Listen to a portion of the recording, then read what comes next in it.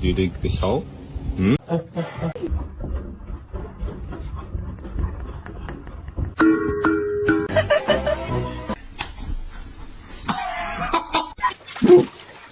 Quickly.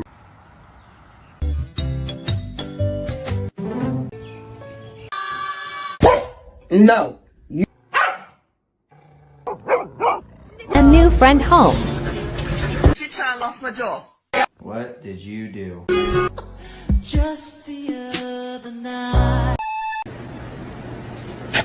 Spirits in my head.